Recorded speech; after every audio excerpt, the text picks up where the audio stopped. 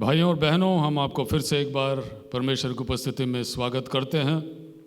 हमें बहुत खुशी है कि फिर से आप सबसे मिलने का आज परमेश्वर ने हमें सौभाग्य दिया है और एक मार्ग तैयार किया है। तो आइए सभा के शुरुआत में हम प्रार्थना के साथ उसकी उपस्थिति में बैठें। प्यारे पिता और पवित्र परमेश्वर, इस दिन के लिए हम आपका धन्यवाद देते हैं। इस समय के लिए भी आपने जो हमसे प्यार किया है, आपने जो हमें बुलाया है, अपनी पुरानी ज़िंदगी से छुड़ाया है, अपने स्वार्थ से, और जब हम अपने मार्ग में चल रहे थे वहाँ से हमें बुलाया है आपने, और अपने ओर आपने आकर्षित किया है। प्रभु, हम धन्यवाद देते हैं कि आपने हमें यह मौका दिया है, यह सौभाग्य दिया है कि हम आपका अनुसरण करें, आपके नाम के लिए जिए, आपके नाम को ऊंचा उठाएं, आपकी सेवा करें और आपके नाम में प्रभु लोगों के बीच में जाकर उनकी सेवा करें। प्रभु, इस दिन के लिए धन्यवाद देते हैं, और इस प्रकार से आपने जो हमारे लिए एक आज़ादी तैयार की है जो कई लोगों को नहीं मिली है, कि हम खुलेआम आकर आपकी आराधना करें, वचन का अध्ययन करें, उसके लिए धन्यवाद देते हैं। इस दिन के लिए और समय के लिए प्रभु आप हमें तैयार कीजिए। जब तक आप हमारे बीच में नहीं आएंगे, जब तक आप हमारे भेंटों को ग्रहण नहीं करेंगे, जब तक आप हमारे समझ को खोलकर अपने वचन के द्वारा संबोधित नहीं करेंगे, तो हमारा यहाँ इकट्ठा होना व्यर्थ होगा। प्रभु, तरस खाइए, उतर कर आइए, हम में से हर एक को स्पर्श कीजिए, हर एक से बात कीजिए, हर एक की ज़रूरत को दूर कीजिए, और प्रभु हर एक को प्रोत्साहित कीजिए। हम में से जितने लोग आज मौजूद हैं, विशेष रूप से नए लोगों के लिए हम प्रार्थना करते हैं। प्रभु, आज वे भी इस बात को जान लें कि एक है जो सच्चा और जीवित परमेश्वर है, और वह उनसे प्यार करता है। वह उनके पीछे आ रहा है, यह कहते हुए कि हे भटके हुओं, मेरे ओर फिरो। संसार का उद्धार करता आ गया है। इस बात को हम समझें, ध्यान दें, अपने आप को आपके हवाला करें। हम अपने दिल को प्रभु अपनी इच्छा से आपके हाथों में सौंपें। तो इस सभा को आप आशीषित कीजिए। हम में से हर एक को प्रभु आप अपने नाम के लिए खड़ा कीजिए, और हमारे द्वारा अपनी महिमा लीजिए। प्रार्थना प्रभु यीशु मसीह के मधुर नाम से मांगते हैं, आमीन। अब आइए कुछ समय हम स्तुति और आराधना करेंगे और परमेश्वर को सराहेंगे। आइए वे सबों को प्रभु यीशु मसीह के नाम से फिर से और एक बार स्वागत करते हैं। आइए कुछ गीतों को गाकर प्रभु के नाम की महिमा करें। आइए सबसे पहला हम इस गीत को गाकर प्रभु की महिमा करें। आवाज़ उठाएंगे, हम साज बजाएंगे, हे यीशु महान अपना, ये गीत सुनाएंगे। इस गीत को गाकर प्रभु के नाम की महिमा करें। Thank you, Jesus.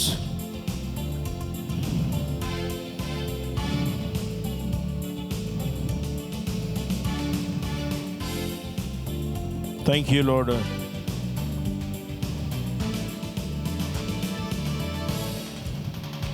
आवाज उठाएंगे, हम साज बजाएंगे, हे यीशु महान अपना, ये गीत सुनाएंगे।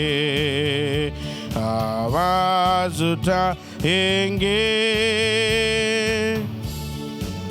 ना देख सका हमको तू पाप के सागर में, और बन के मनुष्य आया। ना देख सका हमको तू पाप के सागर में, और बन के मनुष्य आया आकाश से सागर में। ना देख सका हमको तू पाप के सागर में, और बन के मनुष्य आया आकाश से सागर में। मुक्ति का तू दाता है, दुनिया को बताएंगे है यीशु महान अपना, ये गीत सुनाएंगे, आवाज उठाएंगे।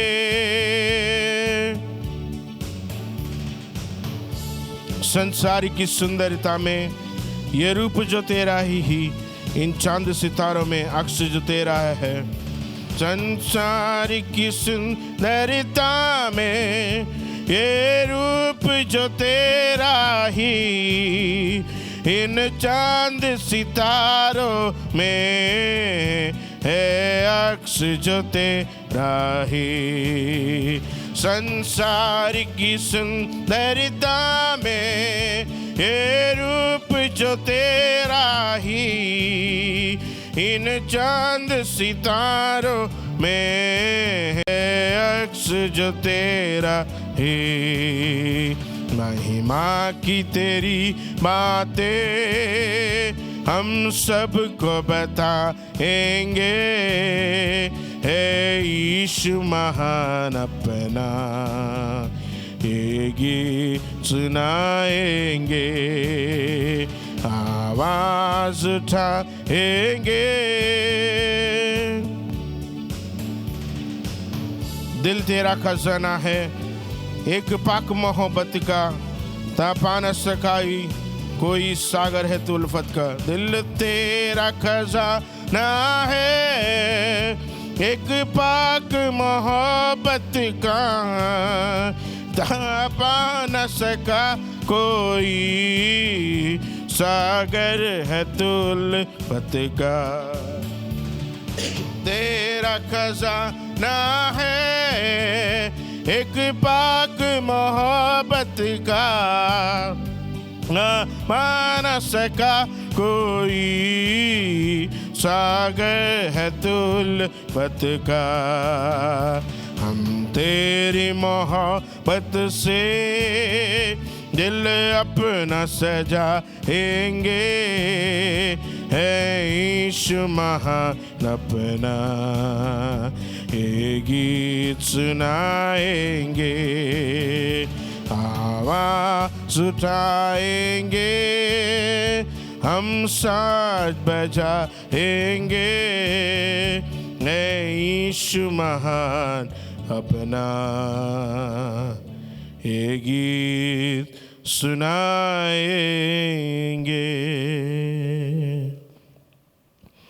Thank you Lord.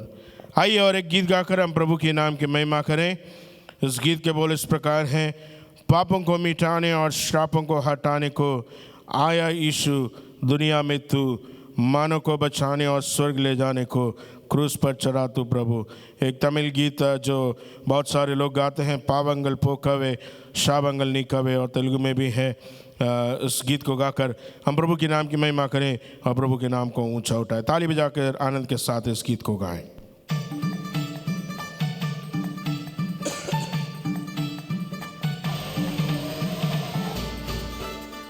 Thank you Jesus.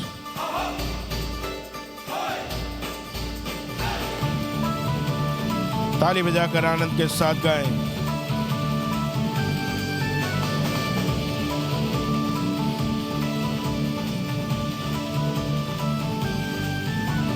पापों को मिटाने और शापों को हटाने को आया इस दुनिया में तू, मानव को बचाने और स्वर्ग ले जाने को क्रूस पर चढ़ा तू प्रभु। पापों को मिटाने और शापों को हटाने को आया इस दुनिया में तू, मानव को बचाने और स्वर्ग ले जाने को क्रूस पर चढ़ा तू प्रभु। आंसू को मेरे पहुँचे तूने और खुशियाँ हैं मुझको दिया। आंसू को मेरे पहुँचे तूने और खुशियाँ हैं मुझको दिया। मिलके गाए मेरे यीशु मेरे यीशु मेरे यीशु मेरे यीशु। सोना नहीं चाहा तूने, हीरा नहीं चाहा तूने, चाहा मेरा हृदय प्रभु। शौहरत नहीं चाहा तूने, शौकत नहीं चाहा तूने, चाहा मेरा हृदय प्रभु।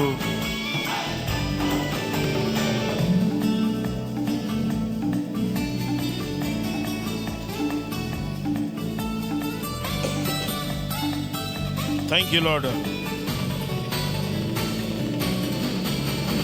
तो नहीं चाहा तूने, हीरा नहीं चाहा तू, चाहा मेरा हृदय प्रभु।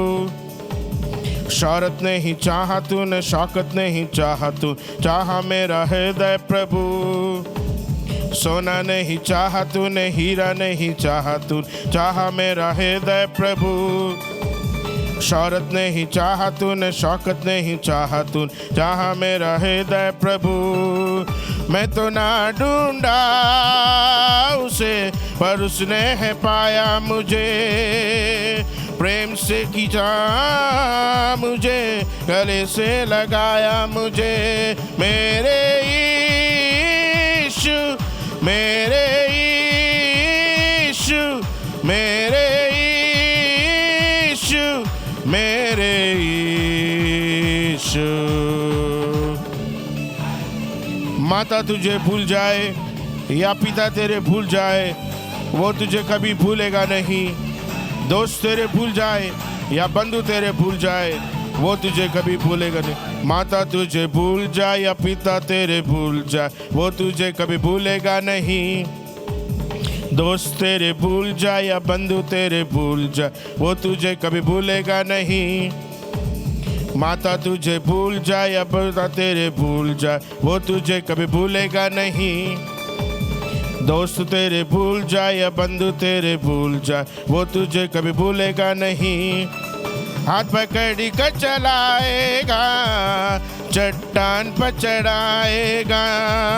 हाथ पकड़ी कर चलाएगा, चट्टान पर चढ़ाएगा।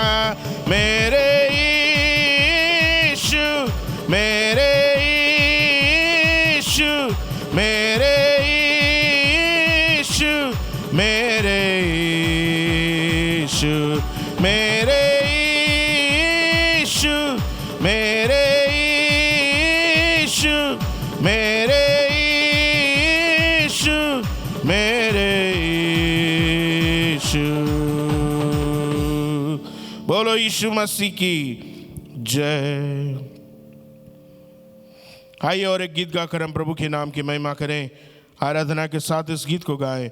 मैंने पूछा प्रभु से, तो क्यों करता मुझसे इतना प्यार। इस गीत को गाकर हम प्रभु के नाम की महिमा करें।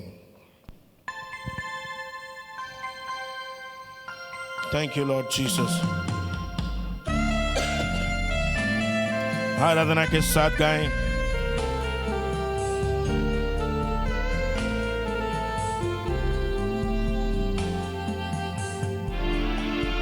Thank you master.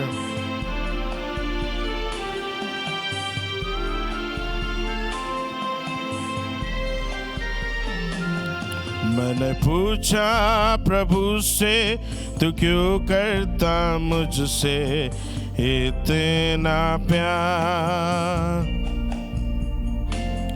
मैंने पूछा प्रभु से, तू क्यों करता मुझसे इतना प्यार। उसने कहा पूरे दिल से, क्योंकि तू है मेरे हाथों की रचना। उसने कहा पूरे दिल से, क्योंकि तू है मेरे हाथों की रचना। मैंने पूछा प्रभु से, तू क्यों करता मुझसे इतना प्यार। यस लॉर्ड जीसस, तेरी राहों पर चलते चलते कई बार मेरे कदम भटक गए हैं, फिर भी ना छोड़ा तूने मेरा हाथ। तू क्यों करता मुझसे इतना प्यार है। Thank you Lord.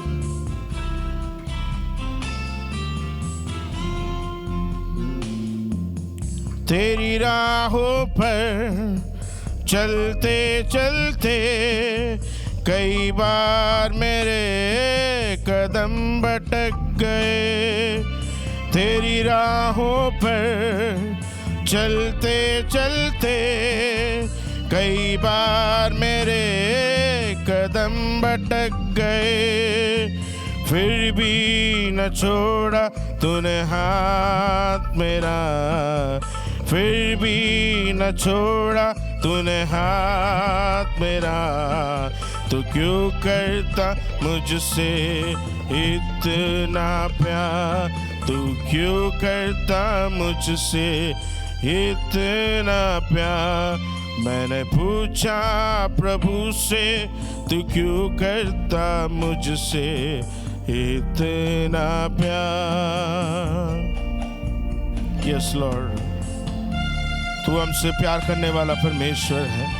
हम भटक जाएं, हम विश्वास योग्यता को ना दिखा पाए, फिर भी तो हमें विश्वास योग्य रहने वाला परमेश्वर है। Thank you Lord Jesus. कई बार तुम्हें खुशी देनी चाहिए, लेकिन गम के अलावा कुछ ना दिया है। कई बार तुम्हें खुशी देनी चाहिए, गम के अलावा कुछ ना दिया। कई बार तुम्हें खुशी देनी चाहिए, गम के अलावा कुछ ना दिया, फिर भी न छोड़ा तूने हाथ मेरा, फिर भी न छोड़ा तूने हाथ मेरा। तू क्यों करता मुझसे इतना प्यार, तू क्यों करता मुझसे इतना प्यार। मैंने पूछा प्रभु से, तू क्यों करता मुझसे इतना प्यार। मैंने पूछा प्रभु से, तू क्यों करता मुझसे इतना प्यार। सचमुच में परमेश्वर हमसे प्यार करने वाला परमेश्वर है। हम हाथ छोड़ दें, फिर भी हमारा हाथ कभी ना छोड़ता है। हम अविश्वास रहने पर भी वो हमारे प्रति विश्वास योग्य दिखाता है। हम उसको गम दें, फिर भी हमें खुशियाँ देता है। हम उसे कई बार दुख देना चाहे, लेकिन फिर भी हमें आनंद देने वाला परमेश्वर है। कितना अच्छा परमेश्वर है। अपने हाथ को उठाकर प्रभु से कहें, प्रभु तेरे प्रेम के लिए धन्यवाद। तू हमें देखने वाला परमेश्वर, इसके लिए धन्यवाद। तू हमारी सुधि लेने वाला परमेश्वर, इसके लिए धन्यवाद। तू हमारी चिंता करने वाला परमेश्वर, तुझे धन्यवाद। तू हमारे लिए सारी ज़रूरतों को पूरा करने वाला परमेश्वर, उसके लिए धन्यवाद। चंगाइयों को देता है, उसके लिए धन्यवाद। तेरे वचन के द्वारा तो हमसे बोल और बातचीत कर, बलवंत कर परमेश्वर, शक्ति दे। तेरी कृपा में हमारे जीवनों को लेके चल। सारे गौरव आदर मान महिमा स्तुति जलाल हम तुझे देते हैं। प्रार्थना को सुनने के लिए धन्यवाद। यीशु के नाम से मांगते हैं, सुन और कबूल कर पिता परमेश्वर। आमीन, आमीन एंड आमीन। Thank you. आइए उस स्तुति और आराधना के समय के बाद हम परमेश्वर के वचन को पढ़ेंगे और फिर कुछ समय प्रार्थना में बिताकर हम वचन के अध्ययन में जाएंगे। तो आज के वचन संदेश जो है उसका शीर्षक है दूसरी मील, दूसरी मील। और जो भाग हमारे लिए चुना गया है वो है फिलिपियों की पत्री, 2 अध्याय, 1 आयत से लेकर 11वीं आयत तक। फिलिपियों 2, 1 से 11। अतः यदि मसीह में कुछ शांति और प्रेम से ढाढ़स और आत्मा के सहभागिता और कुछ करुणा और दया है, तो मेरा यह आनंद पूरा करो कि एक मन रहो, एक ही प्रेम, एक ही चित्त और एक ही मनसा रखो। विरोध या झूठी बढ़ाई के लिए कुछ न करो, पर दीनता से एक दूसरे को अपने से अच्छा समझो। हर एक अपने ही हित को नहीं वरन दूसरों के हित की भी चिंता करे। जैसा मसीह यीशु का स्वभाव था, वैसा ही तुम्हारा भी स्वभाव हो, जिसने परमेश्वर के स्वरूप में होकर भी परमेश्वर के तुल्य होने को अपने वश में रखने की वस्तु न समझा, वरन अपने आप को ऐसा शून्य कर दिया और दास का स्वरूप धारण किया और मनुष्य की समानता में हो गया, और मनुष्य के रूप में प्रकट होकर अपने आप को दीन किया और यहाँ तक आज्ञाकारी रहा कि मृत्यु, हाँ क्रूस की मृत्यु भी सह ली।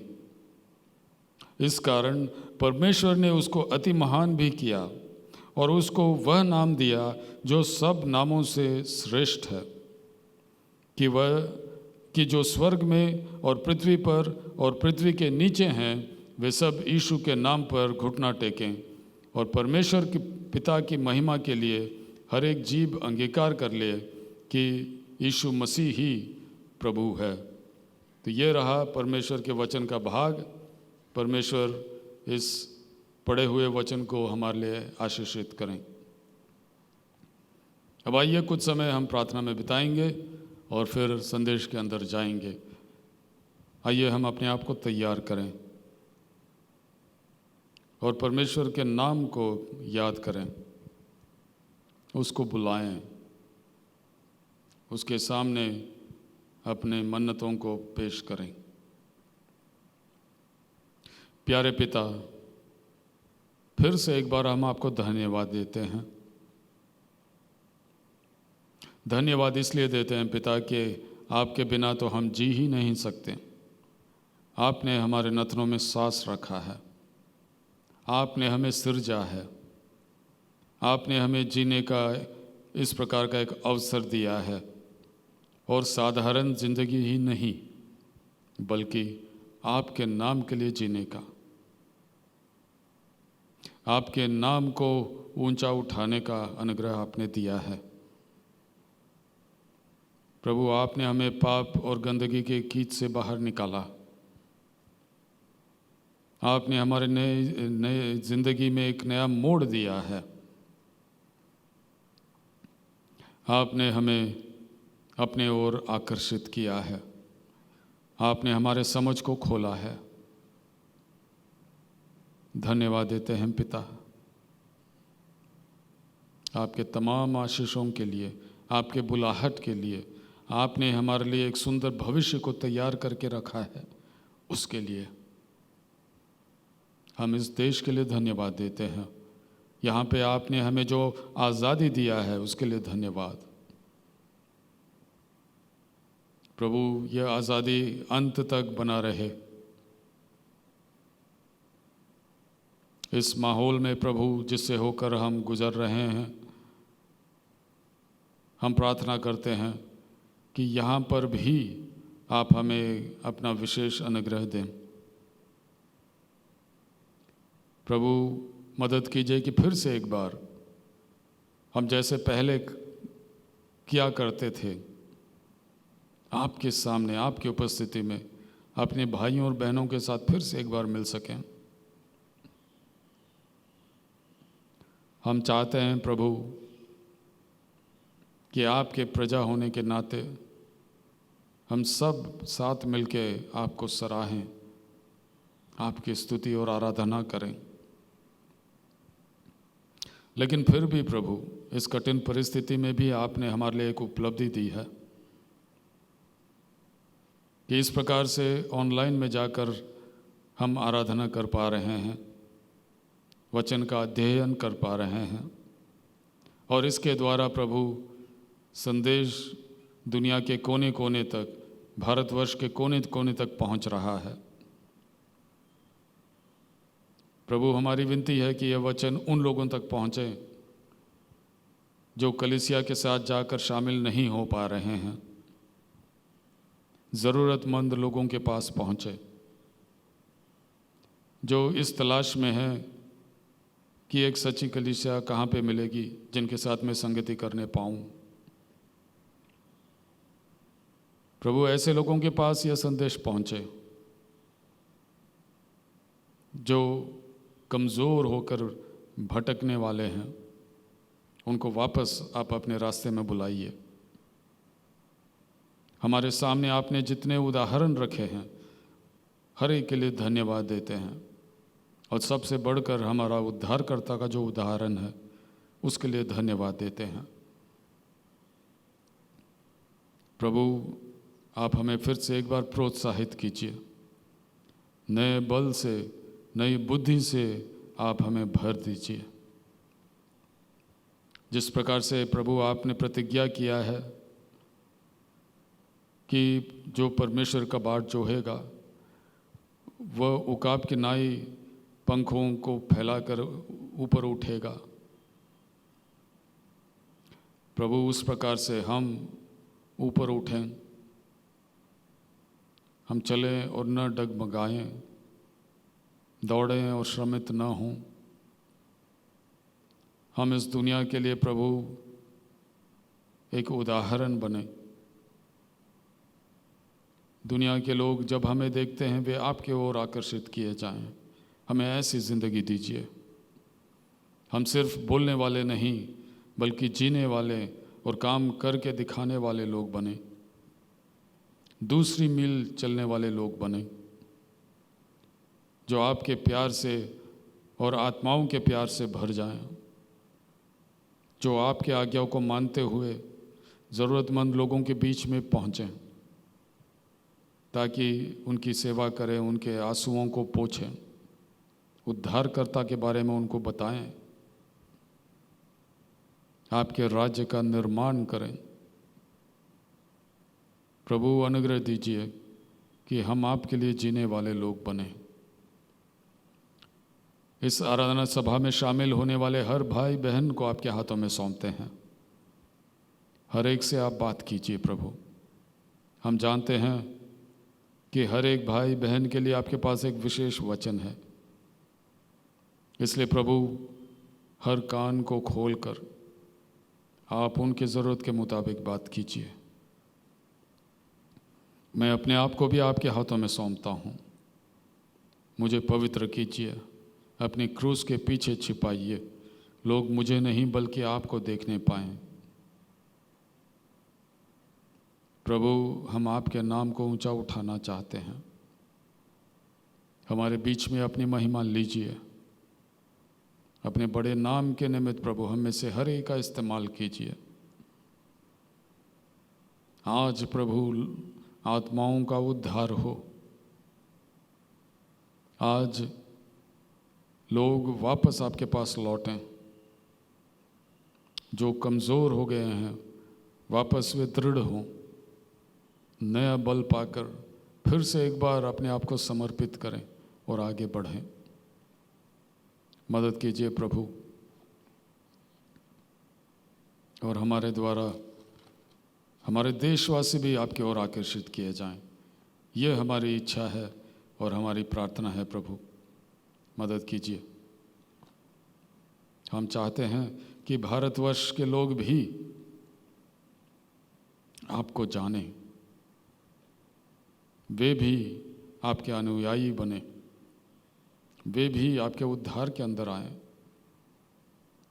और हमारे परिवार के हम उन सदस्यों को आपके हाथों में सौंपते हैं जो अभी तक आपके उद्धार के अंदर नहीं आए हैं। उन्हें भी याद कीजिए, उन्हें भी आप अंदर लेकर आइए, ताकि एक झुंड, एक चरवाहा, एक प्रभु और एक परमेश्वर ही रहे।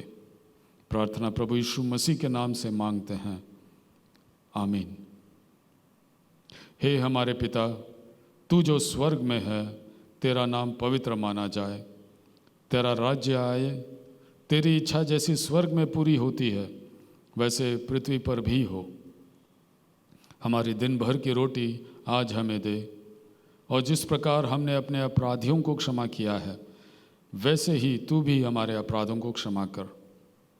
और हमें परीक्षा में न ला, परंतु बुराई से बचा, क्योंकि राज्य, पराक्रम और महिमा सदा तेरे ही हैं। आमीन।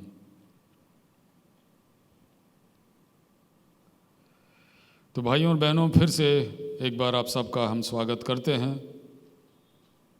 आइए हम वचन के अध्ययन में जाएं और हमें से हर एक एकाग्रता के साथ परमेश्वर की उपस्थिति में बैठें। और मैं आग्रह करूंगा कि आप अपने अपने बाइबल को खोल के रखिए, ताकि परमेश्वर के वचन को भी हम पढ़ें और उससे हम सीखें, और परमेश्वर हमें से हर एक से बात करें और उसके नाम की महिमा हो। तो आज का जो संदेश है उसका शीर्षक है दूसरी मील, द सेकेंड माइल। और अनुच्छेद, जो भाग हमारे लिए चुना गया है, वो है फिलिपियों की पत्री 2 अध्याय 1 से 11 तक। फिलिपियों की पत्री 2 अध्याय 1 आयत से 11वीं आयत तक। अब जब मैं मसीह के अंदर आया, कई साल पहले की बात है, 1985 की बात है, जब मैं मसीह के अंदर आया, और मैं तब आया जब परमेश्वर ने अपने आप को मुझ पर प्रकट किया एक अलौकिक तरीके से। तो जब मैं मसीह के अंदर आया तो बहुत ही जल्दी मैं समझ गया कि परमेश्वर के तरीके और दुनिया के तरीके में ज़मीन आसमान का फ़र्क है। जिस प्रकार से उसने यशायाह नबी का पुस्तक 55 में भी कहा था कि मेरे विचार तुम्हारे विचार के जैसे नहीं हैं, और मेरे मार्ग तुम्हारे मार्ग के जैसे नहीं हैं। और फिर परमेश्वर ने खुद कहा कि इन दोनों के बीच में ज़मीन आसमान का फ़र्क है। तो दुनिया में हम क्या देखते हैं? हमें बताया जाता है कि तुम अपना ख्याल रखो, तुम अपने बातों को संभालो, कोई तुम्हारा चिंता करने वाला, परवाह करने वाला नहीं है। बल्कि कई बार लोग ये भी कहते हैं कि परिवार के अंदर भी तुम्हें बच के रहना है। तो ये सब बातें हमें सुनने में आता है।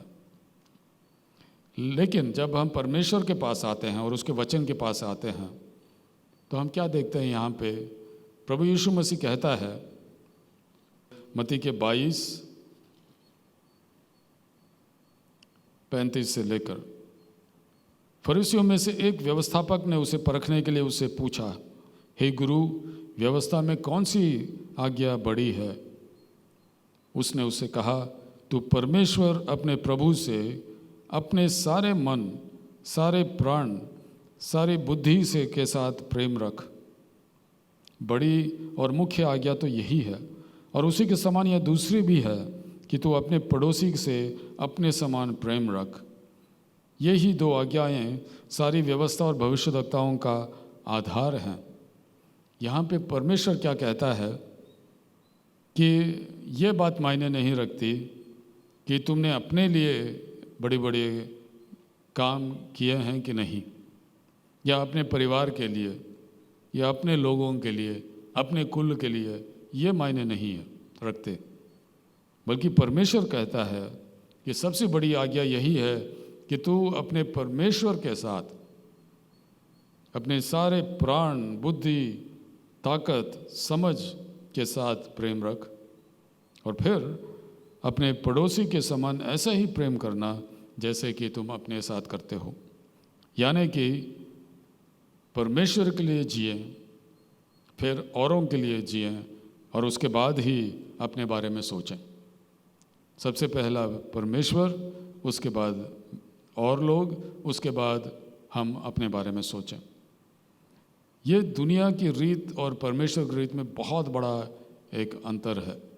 इतना ही नहीं, दुनिया के लोग यह भी कहते हैं कि जो बड़ा है वह राज्य करेगा। दुनिया के लोग क्यों? हम कई बार इस बात को हम कलीसिया के अंदर भी देखते हैं। लोग समझते हैं कि क्योंकि मैं अगुवा हूँ, इसलिए मुझे मुख्य आसन मिलना चाहिए, लोग मेरा आदर करना चाहिए, मुझे कुछ विशेष जो है अधिकार मिलना चाहिए। लेकिन देखिए प्रभु यीशु मसीह का क्या कहना है। मरकुस उसका 9वां अध्याय 33 से लेकर यहाँ पे प्रभु यीशु मसीह अपने चेलों से पूछता है, रास्ते में तुम किस बात पर विवाद कर रहे थे? वे चुप रहे, क्योंकि मार्ग में उन्होंने आपस में यह वाद विवाद किया था कि हम में से कौन बड़ा है, हम में से कौन बड़ा है। ये चेले आपस में विवाद कर रहे थे। तब उसने बैठकर 12 को बुलाया और उनसे कहा, यदि कोई बड़ा होना चाहे, छोटा और सबका सेवक बने। यदि कोई बड़ा होना चाहे तो सबसे छोटा और सबका सेवक बने। ऐसा नहीं कि ऊंचे पद पर बैठ जाएं, टांग के ऊपर टांग डालकर बैठें और कहें कि मैं ही हूँ, सभी को जो है मेरी बात माननी चाहिए। ये मसीहत में इस प्रकार का स्वभाव का कोई जगह ही नहीं है। जो कोई बड़ा होना चाहिए, सबसे छोटा और सबका सेवक बने। जब हम परमेश्वर की उपस्थिति में आते हैं या उसके लोगों के बीच में बैठते हैं, तो क्या हम सबसे छोटे से छोटा काम करने के लिए भी तैयार हैं, या सिर्फ हम नेतागिरी ही करना चाहते हैं? ये सवाल है आज हमारे सामने, जब हम अपने आप को मसीही कहते हैं। यदि कोई बड़ा होना चाहे, सबसे छोटा और सबका सेवक बने। ये रही बात मरकुस की। अब अगर आप लूका रचित सुसमाचार देखेंगे, लूका के 14वें अध्याय में देखिए प्रभु का क्या कहना है। जब उसने देखा, जब प्रभु यीशु मसीह ने देखा कि आमंत्रित लोग कैसे मुख्य मुख्य जगह चुन लेते हैं, तो एक दृष्टांत देकर उनसे कहा, जब कोई तुझे विवाह में बुलाए तो मुख्य जगह में न बैठना। कहीं ऐसा न हो कि उसने तुझसे भी किसी बड़े को नेवता दी हो, और जिसने तुझे और उसे दोनों को नेवता दिया है आकर तुझसे कहे इसको जगह दे, और तब तुझे लज्जित होकर सबसे नीचे जगह में बैठना पड़े। पर जब तू बुलाया जाए तो सबसे नीची जगह जा बैठ, कि जब वह जिसने तुझे नेवता दिया है आए तो तुझसे कहे, हे मित्र आगे बढ़कर बैठ। फिर 11वां वचन, जो कोई अपने आप को बड़ा बनाएगा वह छोटा किया जाएगा, जो कोई अपने आप को छोटा बनाएगा वह बड़ा किया जाएगा। अगर आप मसीह के राज्य में आगे बढ़ना चाहते हैं तो पहले अपने आप को नम्र करें, अपने आप को सबसे छोटा करें, सबका सेवक बने। जो कोई अपने आप को छोटा बनाएगा वह बड़ा किया जाएगा, और जो कोई अपने आप को बड़ा बनाएगा वह छोटा किया जाएगा। यह है रीत परमेश्वर के राज्य में। लेकिन ये जानने के बावजूद कलीसिया के अंदर हम क्या देखते हैं? मसीह लोगों के बीच में भी अभिमान और गर्व। मुझे मंच के ऊपर बैठना है, मैं ही सब कुछ हूँ, मुझे बताने वाला तू कौन है? मैं जो चाहूँ वही करूँगा, मुझे कोई कुछ बता नहीं सकता, वो बोल नहीं सकता, मैं सब कुछ जानता हूँ और मैं ही हूँ यहाँ पे सबसे बड़ा। कलीसिया के अंदर इस प्रकार के मनोवृत्ति का कोई जगह ही नहीं है। इस बात को हम साफ साफ जान लें। प्रभु यीशु मसीह ने खुद कहा कि तुम मेरे पास आओ और मुझसे सीखो। देखिए मत्ती 11वां अध्याय में वो क्या कहता है, हे सब परिश्रम करने वालों और बोझ से दबे हुए लोगों, मेरे पास आओ। मत्ती 11:28 से लेकर आगे, मेरे पास आओ, मैं तुम्हें विश्राम दूंगा। मेरा जुआ अपने ऊपर उठा लो और मुझसे सीखो, क्योंकि मैं नम्र और मन में दीन हूँ, और तुम अपने मन में विश्राम पाओगे।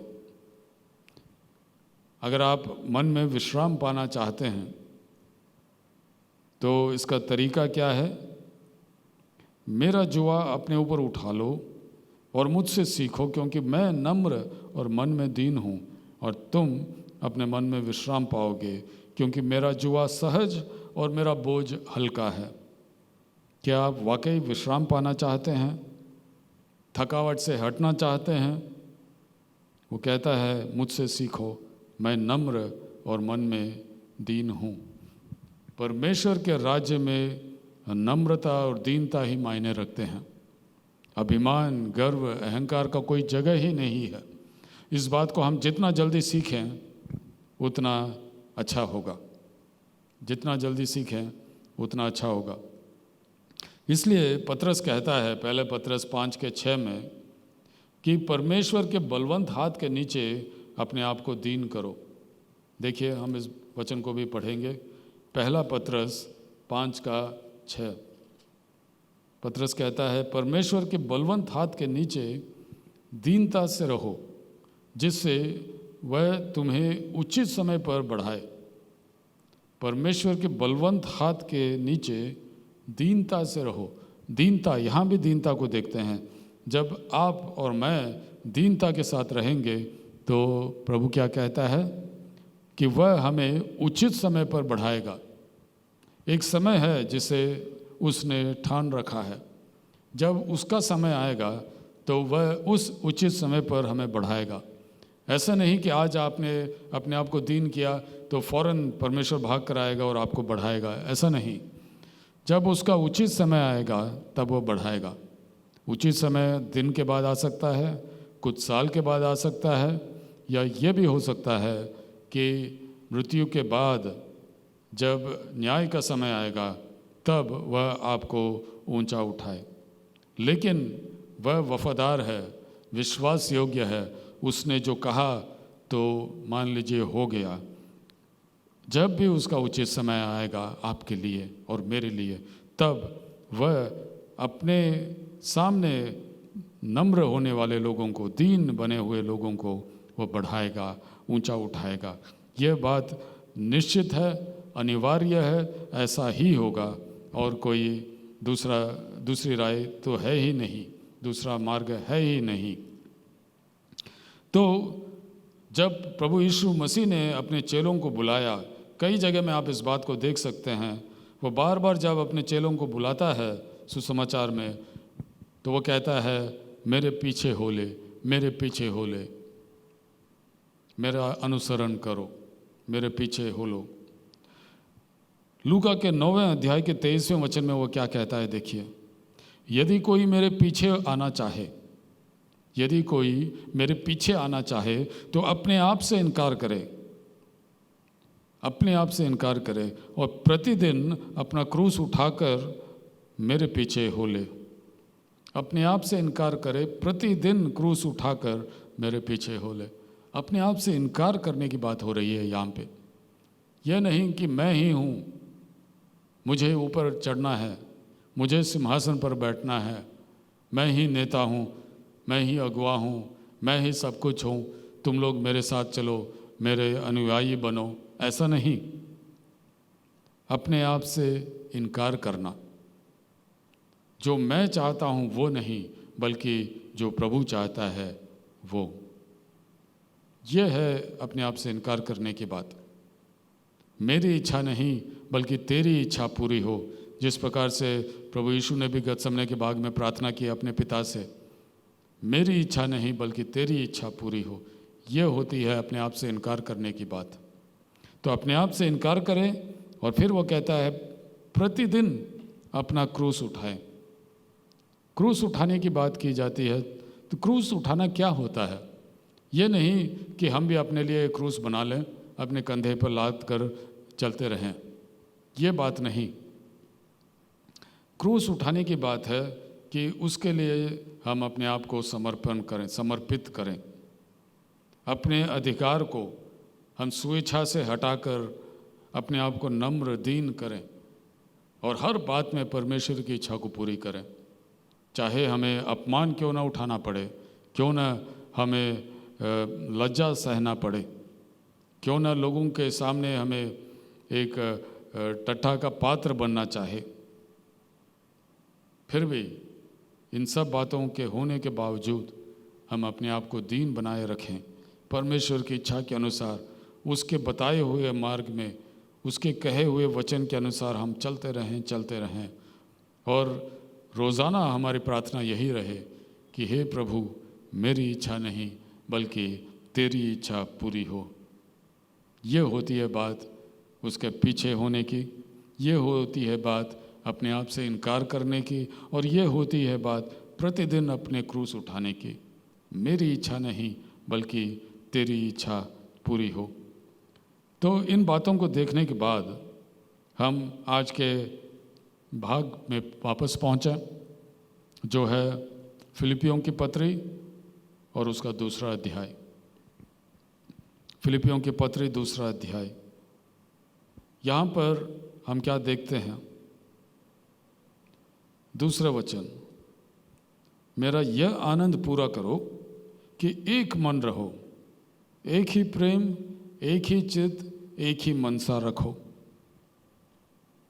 कलीसिया के अंदर कोई विभाजन नहीं होना चाहिए, अलगाव नहीं होना चाहिए।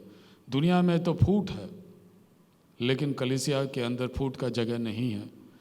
सभी लोग एक मन के साथ, एक ही प्रेम, एक ही चित्त, एक ही मनसा रखें। ये तभी संभव है जब हम में से हर एक परमेश्वर की इच्छा के अनुसार चलने के लिए अपने आप को तैयार रखें।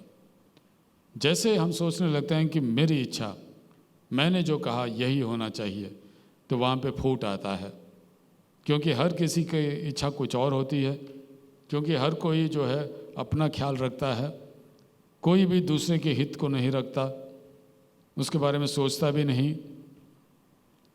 लेकिन वचन में लिखा गया है, एक मन, एक प्रेम, एक चित्त, एक ही मनसा रखो। तभी ये उपलब्ध है, तभी ये संभव है जब हम पूरी तरह से उसकी इच्छा के अनुसार चलने के लिए अपने आप को तैयार करें। तीसरे वचन में देखिए वो क्या कहता है, विरोध या झूठी बढ़ाई के लिए कुछ ना करो, पर दीनता से एक दूसरे को अपने से अच्छा समझो। विरोध के लिए या झूठी बढ़ाई के लिए कुछ ना करो। ऐसा नहीं कि वो कुछ कर रहा है इसलिए मुझे कुछ करना है उसके सामना, या उससे बढ़कर मुझे कुछ करना है। मैं चुपचाप क्यों बैठूं, मैं किसी और को क्यों मानूं, मैं ही तो सब कुछ हूं। वह अपने आप के बारे में क्या समझता है, मैं उसको नीचे गिराऊंगा, मैं अपने आप को ऊपर उठाऊंगा। विरोध या झूठी बढ़ाई के लिए कुछ ना करो, पर दीनता से एक दूसरे को अपने से अच्छा समझो। ये देखिए, एक दूसरे को अपने से अच्छा समझो। आज हम क्या देखते हैं, अपने बीच में, विश्वासियों के बीच में भी लड़ाई झगड़ा, मैं ही हूँ, तू कौन है, तू मैं तो होते रहते हैं। भाइयों और बहनों, मैं ये दुख के साथ कहता हूँ कि हम परमेश्वर के मार्ग से बहुत दूर भटक गए हैं। हम कहते तो हैं कि मैं मसीही हूँ, कहते तो हैं कि मैं विश्वासी हूँ, मेरा उद्धार हो चुका है, मैं परमेश्वर के राज्य का एक सदस्य हूँ। लेकिन जब कोई दूसरा व्यक्ति आकर हमें देखता है तो हमारे जीने का जो तरीका है, जो रवैया है, उसमें और प्रभु यीशु मसीह ने जो सिखाया उसमें ज़मीन आसमान का फ़र्क है। ये बहुत दुख की बात है। एक दूसरे को अपने से अच्छा समझो। जब कोई दूसरा भाई आता है या बहन आती है तो क्या हम उनको मुख्य आसन देने के लिए तैयार हैं? क्या हम कहते हैं कि आप यहाँ बैठिए, मैं पीछे जाकर बैठता हूँ? क्या हम उनके लिए कुछ करने के लिए तैयार हैं, उनकी सेवा करने के लिए तैयार हैं? क्या हम औरों के पाँव धोने के लिए तैयार हैं? जैसे मसीह यीशु का स्वभाव था वैसे ही तुम्हारा भी स्वभाव हो। प्रभु यीशु मसीह ने क्या किया, सोच के देखिए एक क्षण के लिए। आप लोग तो इस अनुच्छेद को जानते हैं, योना के सुसमाचार से, जब लिखा गया है कि प्रभु यीशु मसीह ने अपने शिष्यों से प्रेम करते हुए अंत तक, यानी कि प्रेम के चरम सीमा तक उसने उनसे प्रेम किया। और फिर उसने क्या किया? अपने चेलों के पांव धोने लगे। देखिए, आज भी कोई भी किसी और का पांव छूने के लिए तैयार नहीं होता, धोने की बात तो दूर की बात है। उन दिनों में क्या होता था, बड़े लोगों के घर में कुछ गुलाम होते थे। गुलाम जो है नौकर नहीं है, क्योंकि नौकर आते हैं, काम करते हैं, रुपये पैसे लेकर जाते हैं, लेकिन गुलाम घर में ही रहता है, उसका कोई अपना अधिकार नहीं है, उसको जो है मालिक की संपत्ति मानी जाती थी। तो उन दिनों में कुछ ऐसी रीत थी कि बड़े लोगों के घर में, अमीर लोगों के घर में गुलाम रहते थे, और जब भी कोई मेहमान आता था मालिक के घर में, तो गुलाम भाग कर आता था और पानी लेकर उस मेहमान के पाँव को धोता था और फिर उनको आमंत्रित करके घर के अंदर ले आता था। जब प्रभु यीशु मसीह ने अपने चेलों के पाँव धोए तो उसने क्या करके क्या सिखाया, क्या दिखाया? वो ये बता रहा था कि मैं जो सबका प्रभु हूँ, क्योंकि वह है राजाओं का राजा और प्रभुओं का प्रभु, फिर भी वह एक गुलाम के जैसे अपने आप को उसने नम्र किया, और उसने वह किया जो काम सिर्फ गुलाम करते थे। उसने लोगों के पाँव धोए, और किसके पाँव? अपने चेलों के पाँव। आज कलीसिया के अंदर ऐसे करने वाले कहाँ रहे, जो अपने आप को गुलाम बनाने के लिए तैयार हों, जो औरों के पाँव धोने के लिए तैयार हो, जो औरों को मुख्य आसन देकर पीछे हटने के लिए तैयार हो, जो कहे कि ठीक है आप आगे बढ़िए, कोई बात नहीं, जो यह कह सके कि नहीं आप मुझसे बेहतर हैं, जो यह कह सके कि नहीं नहीं इसका अधिकार सिर्फ आपका है, मेरा नहीं, जो पीछे हटने के लिए तैयार हों, जो अपने आप को नम्र करने के लिए तैयार हों, ऐसे लोग कहाँ हैं? हर एक अपने ही हित को नहीं वरन दूसरों के हित की भी चिंता करे। देखिए, ये सब बातें जब हम पढ़ते हैं वचन के अंदर, जो नया नियम के अंदर है, और एक ऐसे भाग में है जिसे मैं मानता हूँ कि हम में से कईयों ने कई बार पढ़ा होगा, लेकिन फिर भी जब हम इन बातों को पढ़ते हैं और अपने बारे में सोचते हैं, औरों की बात को तो छोड़िए, जब अपने बारे में सोचते हैं तो अपना ही न्याय करके देखें कि क्या मैं इस वचन के अनुसार जी रहा हूँ? जब प्रभु यीशु मसीह मुझे देखेगा, जब मैं उसके सामने प्रकट होऊंगा, तो क्या वह कहेगा कि हाँ तूने मेरे कहे गए वचन के अनुसार जिया है, तूने मेरे लिए जिया है, तूने मुझे प्रतिबिंबित किया है। दूसरे कुरिन्थियों की पुस्तक 5:20 में कहा गया है कि हम उसके राजदूत हैं, मसीह के राजदूत हैं। मैंने इस बात को कई बार कहा है कि राजदूत का काम क्या है? सिर्फ ऊंचे सिंहासन पर बैठना उसका काम नहीं है, बल्कि राजदूत का काम है कि अपने सरकार के नियमों को वह औरों के सामने प्रकट करे। वह प्रतिनिधि है, अपने सरकार की प्रतिनिधित्व करता है विदेश में जाकर, वो है राजदूत। अब हम जिसका अनुसरण करते हैं वह है प्रभु यीशु मसीह। और मान लीजिए एक तरीके से कहा जाए तो हम जो है यहाँ पे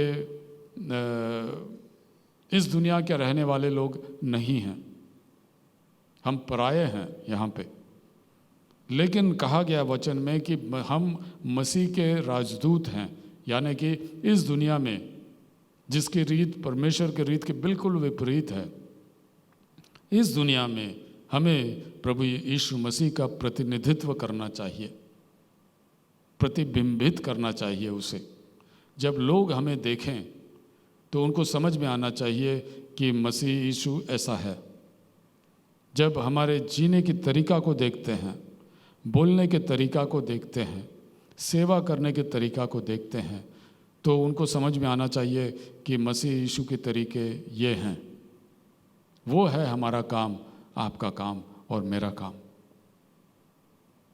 तो यहाँ पे हमें अपने आप से सवाल पूछना चाहिए कि क्या मैं जिस प्रकार से जी रहा हूँ, जिस प्रकार से मैं पेश हो रहा हूँ लोगों के सामने, क्या यह मसीह यीशु को मैं वाकई प्रतिनिधित्व कर रहा हूँ?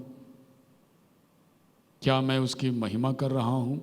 बोलना आसान है, गाना आसान है। हम में से कुछ लोगों को परमेश्वर ने बहुत ही अच्छी मीठी सुरीली आवाज़ दी है, उसके लिए परमेश्वर का धन्यवाद। कुछ लोगों को बाजे बजाने का बहुत अच्छी क्षमता दी है उसने, उनके लिए धन्यवाद। ये सब आसान है। मसीह के लिए गाना आसान है, बोलना आसान है, लेकिन जीना मुश्किल है। एक परमेश्वर के दास के बारे में मैं आपको बताना चाहूँगा। उसका नाम था दानियल। आज तो वो नहीं रहे। कई साल पहले की बात है, जब साधु सुंदर सिंह जिंदा थे, तब की बात है। एक बार साधु सुंदर सिंह प्रचार करते हुए दक्षिण भारत में पहुँचे। तो जैसे इस जवान को पता चला कि यहाँ पे साधु आए हैं, क्योंकि उसने उनके बारे में सुना था, और यह जो है परमेश्वर के लिए जीने की इच्छा थी, इसमें तीव्र इच्छा थी। वह गया साधु के सामने और कहता है, साधु जी, मैं भी आपके साथ चलना चाहता हूँ और मैं मसीह प्रभु के लिए अपने जान को कुर्बान करना चाहता हूँ, शहीद बनना चाहता हूँ। तो आप जानते हैं साधु सुंदर सिंह ने उसको जवान से क्या कहा? उन्होंने कहा कि मसीह के लिए मरना आसान है, लेकिन उसके लिए जीना कठिन है। उसने तुम्हें मरने के लिए नहीं, बल्कि अपने लिए जीने के लिए बुलाया है। जाओ और उसके लिए जियो। मसीह के लिए मरना आसान है। मैं गाने की बात नहीं कर रहा हूँ, बोलने की बात नहीं कर रहा हूँ।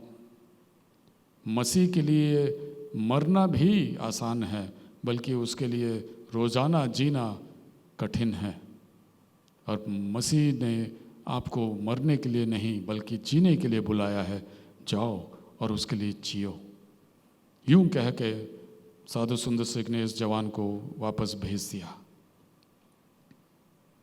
उस जवान की ज़िंदगी को भी पढ़ के देखिए, बहुत रोमांचक है। आगे बढ़ के परमेश्वर ने उसके द्वारा क्या क्या नहीं किया। हज़ारों लोगों को उसने परमेश्वर के ओर मोड़ा और परमेश्वर के राज्य के अंदर लाया, उद्धार के अंदर लाया। उसने मसीह को वाकई महिमान्वित की। तो हम इसके लिए बुलाए गए हैं, अपने लिए जीने के लिए नहीं। अपने लिए जीने वाले तो लाखों करोड़ों लोग हैं दुनिया में। अगर आप और मैं भी उन्हीं के जब समान जिएंगे तो हम में और उनमें फ़र्क क्या है? कुछ नहीं रहेगा। कई बार जब मैं प्रार्थना करता हूं तो मैं इस प्रकार से कहता हूं कि हे प्रभु, अनुग्रह दीजिए कि मैं आपके लिए जीऊं, आपके लिए सेवा करूं, और इस दुनिया पे मेरा एक असर बना रहे आपके प्रति, आपके नाम के निमित्त। ऐसी है मेरी प्रार्थना। अब आप जैसे बड़े लोगों में से तो मैं नहीं हूँ, मैं एक साधारण व्यक्ति हूँ। मैं कई बार कहता हूँ मुझ में कोई बड़ी बात नहीं है। मैं तो सिर्फ यह कह सकता हूँ कि मैं परमेश्वर के अनुग्रह के द्वारा पाप से मुक्त होकर उसके उद्धार के अंदर लाया गया हूँ। बस यही है मेरी परिचय। लेकिन मेरे अंदर एक तीव्र इच्छा है कि मैं प्रभु के लिए जीऊं, उसके नाम को ऊंचा उठाऊं, उसके लिए बोलूं, उसके लिए कार्य करूं, उसका प्रतिनिधित्व करूं जिस प्रकार से करना चाहिए। मुझ में कमी घटी ज़रूर है, कई हैं, लेकिन फिर भी उसके लिए मैं जीना चाहता हूं और जिस प्रकार से उसने सिखाया उसके मार्ग में चलना चाहता हूं। परमेश्वर भी हम में से हर एक को इसी प्रकार से जीने की इच्छा दें। इब्रानियों की पुस्तक में लिखा गया है कि मसीह ने अपने आप को महिमान्वित नहीं की, लेकिन परमेश्वर पिता के सामने उसने अपने आप को नम्र और दीन किया परमेश्वर ने उसे उठाया, पिता ने उसे उठाया, और हम बुलाए गए हैं कि मसीह के दिखाए हुए मार्ग में, रास्ते में, उसके पद चिन्हों पे हम भी चलें। तो इसलिए कहा गया है कि जैसे मसीह यीशु का स्वभाव था वैसा ही तुम्हारा भी स्वभाव हो। किस प्रकार का स्वभाव था मसीह यीशु में? उसने परमेश्वर के स्वरूप में होकर भी परमेश्वर के तुल्य होने को अपने वश में रखने की वस्तु न समझा। यहाँ पे क्या बताया गया है? देखिए, प्रभु यीशु मसीह जीवित परमेश्वर का इकलौता पुत्र है। क्षमताओं में, गुण में, सामर्थ्य में, बुद्धि में, उसमें और पिता में कोई फर्क नहीं, दोनों एक समान हैं। लेकिन फिर भी उसने ये नहीं कहा कि मैं परमेश्वर हूँ, सब लोग मेरे सामने आकर घुटना टेको। ऐसे तो नहीं कहा उसने, बल्कि उसने अपने आप को नम्र किया। आप जैसे, मुझ जैसे उसने भी शरीर को धारण की, हमारे जैसे बनकर वह इस पृथ्वी पर आया। और पृथ्वी में आकर भी राजा के समान नहीं आया या अगुवा बनकर नहीं आया, धार्मिक अगुवा भी बनकर नहीं आया, लेकिन वह गुलाम के जैसे बनकर अपने आप को नम्र किया, दीन किया। शुरू से लेकर अंत तक औरों की सेवा की उसने, औरों के पाँव धोए, औरों के आंसुओं को पोंछा। परमेश्वर के लिए, आत्माओं के लिए उसने जिंदगी जिया और अंत में क्रूस पर अपने आप को कुर्बान किया। क्यों किया? वहाँ भी परमेश्वर के लिए और आत्माओं के लिए। उसने कभी भी ये नहीं कहा कि मैं ही हूँ, तुम लोग मेरे सामने घुटना टेको, मेरे सामने आराधना करो। कभी कुछ ये सब उसने नहीं कहा। और लेकिन जब मैं आज के मसीह अगुओं को देखता हूँ तो बहुत दुख होता है। जब वे आते हैं तो सबको खड़ा होना पड़ता है। लोग किस प्रकार से इंसान को ऊपर उठाते हैं। कोई भी जो अपने आप को मसीही कहे, अवश्य है कि वह अपने आप को नम्र करे। अगर ऐसा नहीं करे, अगर वो अपने आप को उठाएगा और औरों के जो है सराहने को, या अगर मैं कहूँ कि औरों के पूजा को भी वो स्वीकार करने लगे, तो वह मसीह का अनुयायी बिल्कुल नहीं है। वह परमेश्वर के समान होने के बावजूद उसने अपने आप को शून्य किया, दास का स्वरूप यानी कि गुलाम का स्वरूप धारण किया, मनुष्य की समानता में हो गया, अपने आप को दीन किया, आज्ञाकारी रहा और मृत्यु, क्रूस की मृत्यु को भी उसने सह ली। क्रूस की मृत्यु जो है न केवल दर्दनाक मृत्यु है, लेकिन शर्मिंदा, लज्जा से भरा हुआ एक ऐसा अंत है। लोग किसी भी व्यक्ति को जब क्रूस पर चढ़ाते थे, और ऐसे ही लोगों को चढ़ाते थे जो बिल्कुल दुष्ट थे, डाकू थे, हत्यारे थे, ऐसे लोगों को क्रूस पर चढ़ाते थे। और इनको चढ़ाने के बाद आने जाने वाले सभी लोग देखकर मजाक उड़ाते थे। और लज्जाजनक एक अंत था वो। आदमी को नंगा चढ़ा देते थे क्रूस पर। तो प्रभु यीशु मसीह राजाओं का राजा, प्रभुओं का प्रभु होने के बावजूद, परमेश्वर के समान होने के बावजूद उसने अपने आप को शून्य किया, दास का स्वरूप धारण किया, मनुष्य के समानता में हो गया, अपने आप को दीन किया, आज्ञाकारी बना, मृत्यु, हाँ क्रूस की मृत्यु को भी उसने सह ली।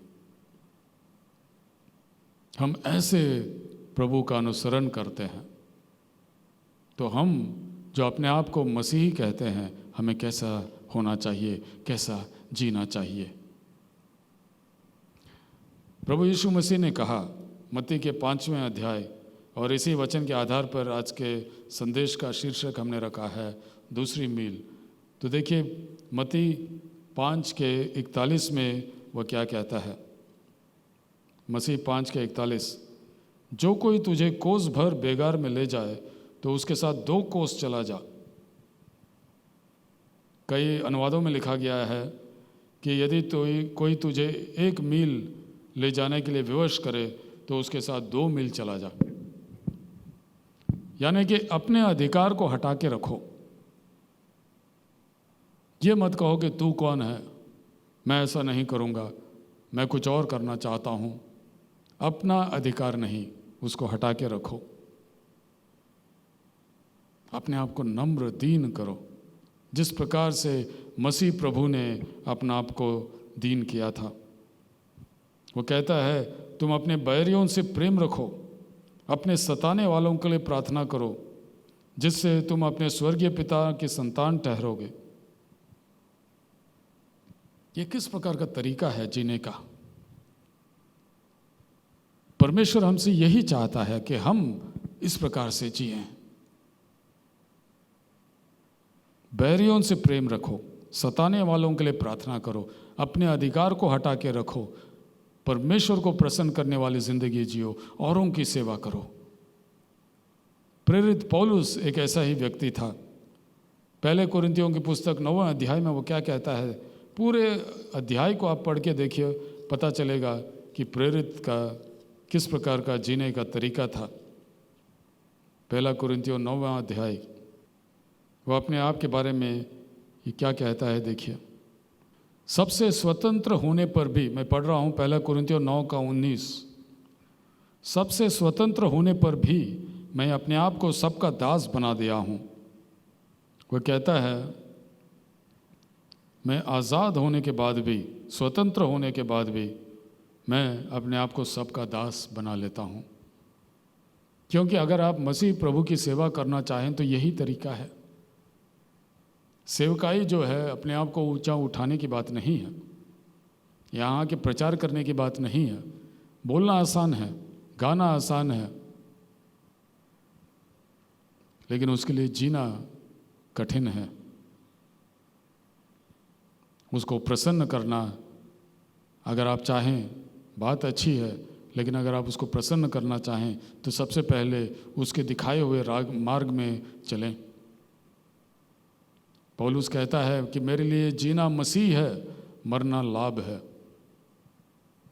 वह जो चाहता है मैं वही करूँगा, उसी के लिए जीऊँगा, उसी के लिए मरूँगा।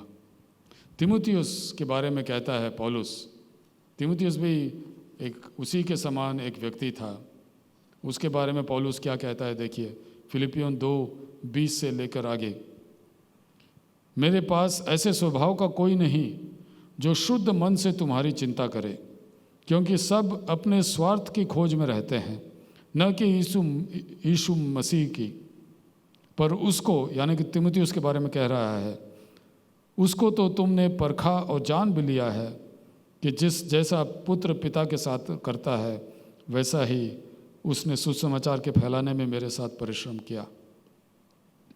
वह शुद्ध मन से तुम्हारी चिंता करता है, अपने स्वार्थ की खोज में नहीं रहता है जैसे कि और लोग रहते हैं, बल्कि यीशु मसीह की इच्छा को पूरी करने के लिए तैयार है।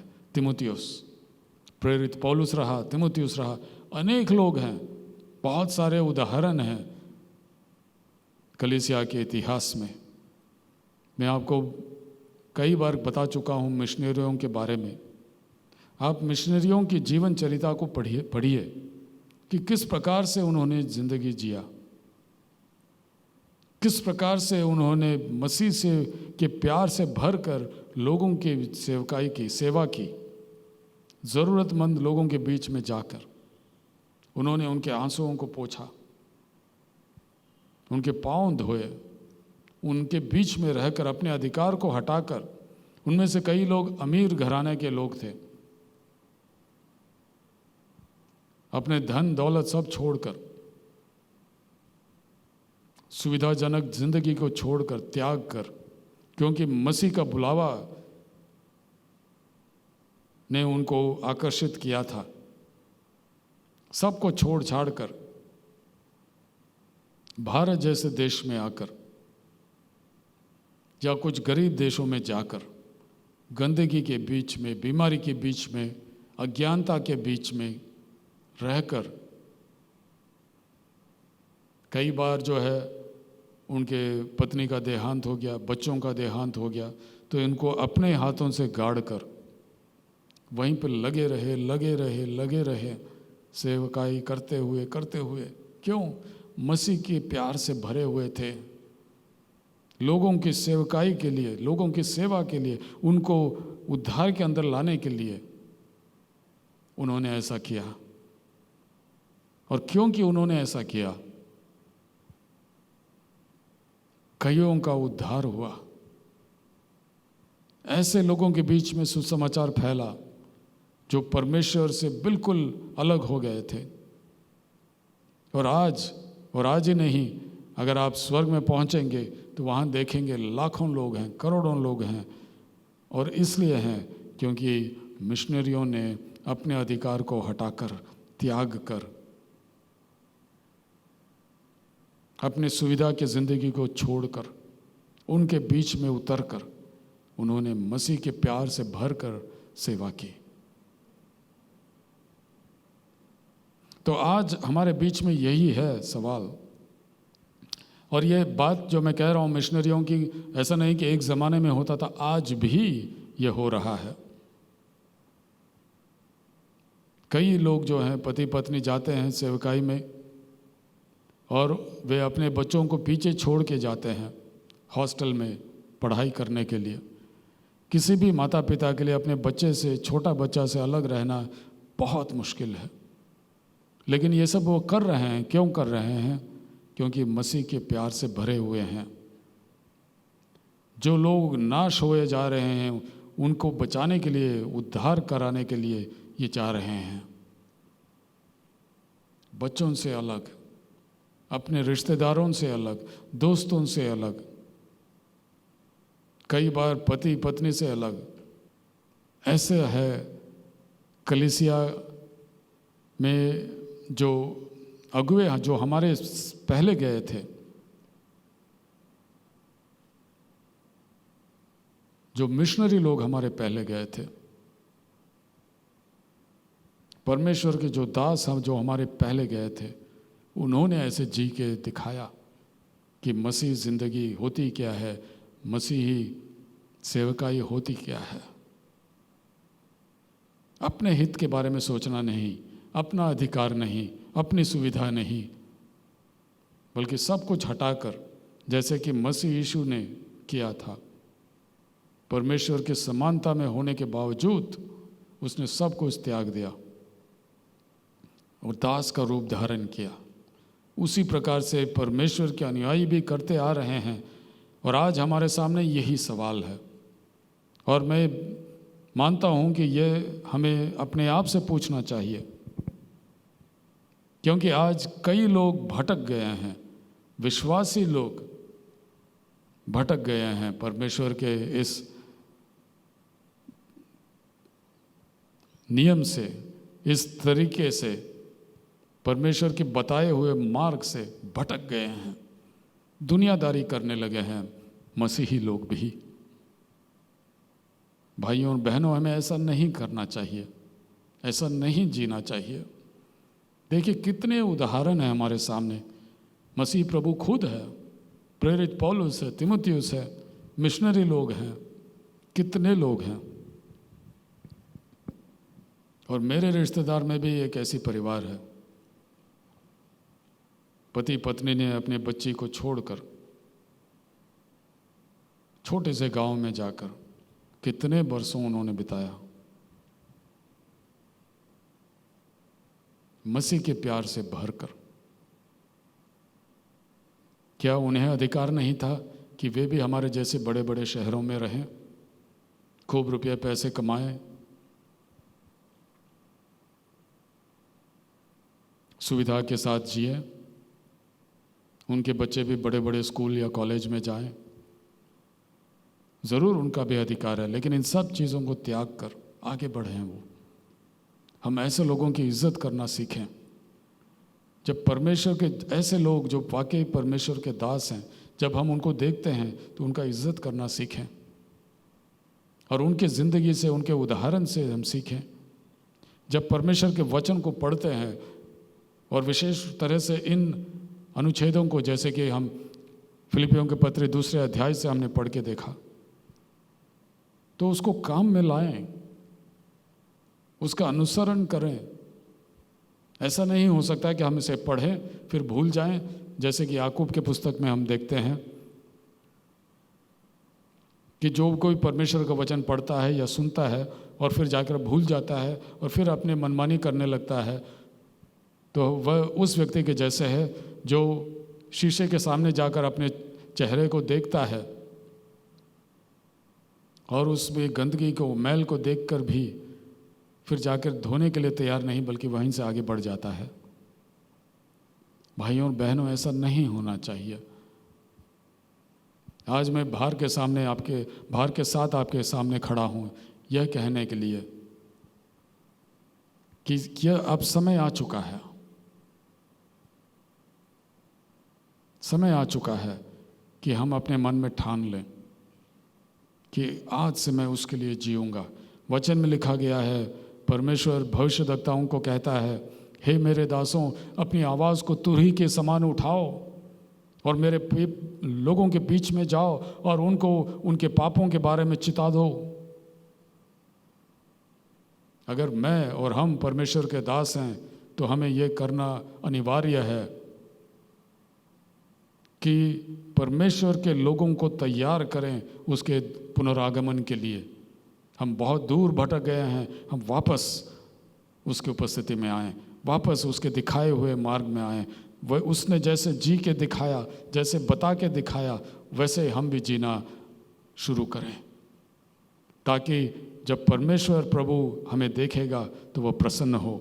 जब प्रभु यीशु मसीह दूसरे बार आएगा हमारे बीच में तो वह हमसे प्रसन्न हो, ताकि जब दुनिया वाले हमें देखें तो वे आश्चर्यचकित हों और वे भी इस बात को समझें कि यह है तरीका, परमेश्वर का तरीका। वे भी उसके ओर आकर्षित हों, वे भी उसके उद्धार के अंदर आएं। ये मेरी इच्छा है और आज यह भार मेरे दिल में है और आपके सामने मैं इसको प्रकट कर रहा हूँ, पेश कर रहा हूँ। वापस प्रभु यीशु मसीह के सरलता में वापस हम लौटें, सहजता, सरल, उसके नम्रता, दीनता, वापस हम लौटें। आइए अपने आप को दीन करते हुए प्रार्थना में हम कुछ समय बिताएं। प्यारे पिता परमेश्वर, इस वचन के लिए धन्यवाद देते हैं। सुनने वाले हर भाई बहन के लिए धन्यवाद देते हैं। प्रभु वचन को आशीषित कीजिए। यहाँ से निकलने के बाद भी वचन हमारे कानों में गूंजते रहे।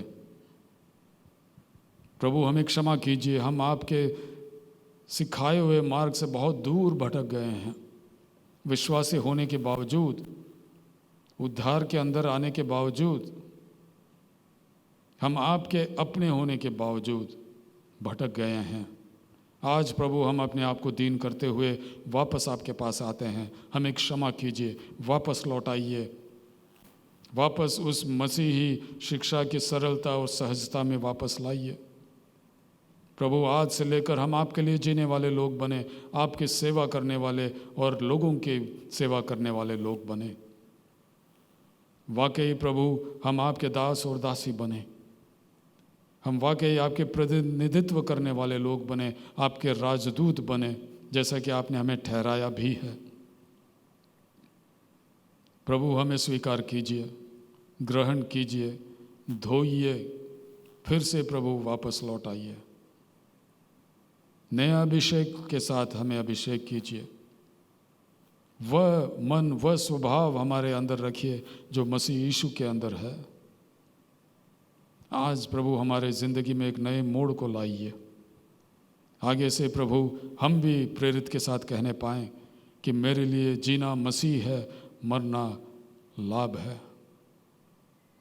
इस प्रार्थना को ग्रहण कीजिए, हमें ग्रहण कीजिए। प्रभु यीशु मसीह के मधुर नाम से मांगते हैं, आमीन। और अब अंतिम आशीर्वाद के लिए खड़े हो जाएं। और अब पिता परमेश्वर का प्रेम, प्रभु यीशु मसीह का अनुग्रह, पवित्र आत्मा की संगति और सहभागिता आज से लेकर उसके पुनरागमन तक हमारे साथ बना रहे और हमें अनुग्रह दे कि हम मसीह के जैसे जीने वाले लोग बने। आमीन, आमीन। तो हमारे साथ मिलके समय बिताने के लिए धन्यवाद। प्रभु परमेश्वर आपको आशीषित दे करें।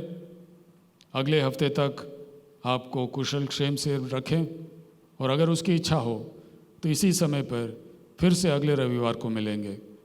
तब तक आप सबको परमेश्वर के हाथों में सौंपते हैं। धन्यवाद।